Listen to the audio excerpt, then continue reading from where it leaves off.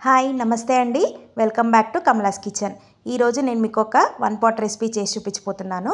దీన్ని మనం చాలా సింపుల్గా, ఈజీగా, క్విక్గా ఇంట్లో ఏమీ లేనప్పుడు ట్రై చేయొచ్చు. దీనికి మనం సైడ్ డిష్గా రైతా వేసుకొని సర్వ్ చేసుకుంటే చాలా బాగుంటుంది. దీనికి మనకి ఒక చిన్న సైజ్ కొత్తిమీర కట్ట సరిపోతుందండి. కడిగి పక్కన పెట్టుకోవాలి. అలాగే 2 to 3 ఇంచ్ అల్లం ముక్క, ఒక 5-6 పచ్చిమిరపకాయలు మీ కారానికి తగినట్టుగా తీసుకోవాలి.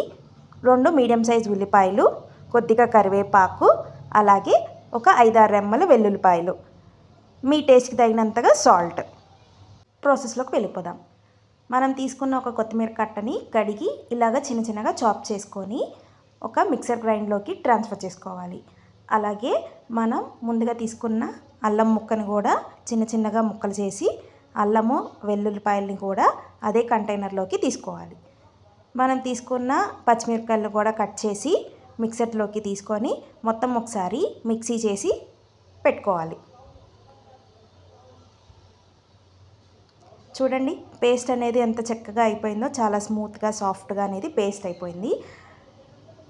దీనికి మనం 2 మీడియం సైజ్ ఉల్లిపాయలు తీసుకున్నాం కదా, అవి చిన్నగా చాప్ చేసుకొని పక్కన పెట్టుకోవాలి. దీనికి మీరు ఫ్రైడ్ ఆనియన్స్ కూడా యూస్ చేయొచ్చు. అలాగే 2 బంగాళదుంపలు పీల్ తీసుకొని క్యూబ్స్లా కట్ చేసుకొని పక్కన పెట్టుకోవాలి.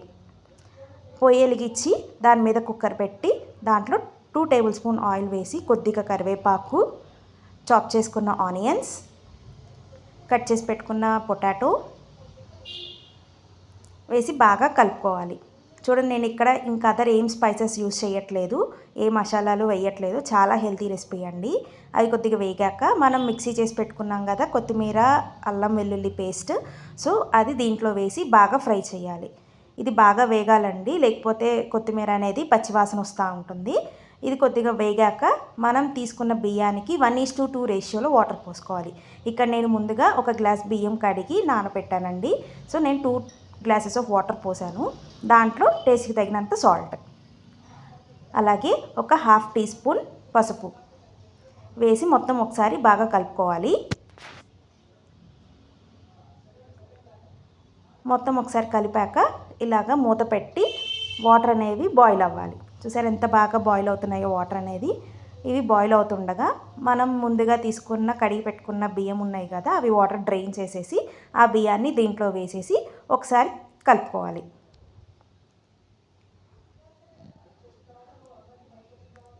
ఇది ఒకసారి ఉప్పు కారం అన్ని టేస్ట్ చూసుకొని ఏమైనా సెట్ చేసుకోవాలంటే సరి చేసుకొని కుక్కర్ మూత పెట్టేసి ఒక 2 to 3 విజిల్స్ వచ్చేసిన తర్వాత ప్రెషర్ పోయాక ఓపెన్ చేసేస్తే your one pot recipe ready.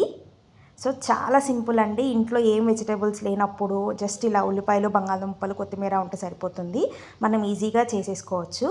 దీనికి రైతాతో సర్వ్ చేసుకోవచ్చు, ఆరెల్స్ ఇలా డైరెక్ట్గా అన్న తినేయచ్చు. చాలా టేస్టీగా ఉంటుందండి. ఈ వీడియో కనుక మీకు నచ్చినట్టయితే జస్ట్ లైక్ చేసి ఒక షేర్ చేసి అలాగే సబ్స్క్రైబ్ చేసుకోండి. Don't miss to press the bell icon. Thank you.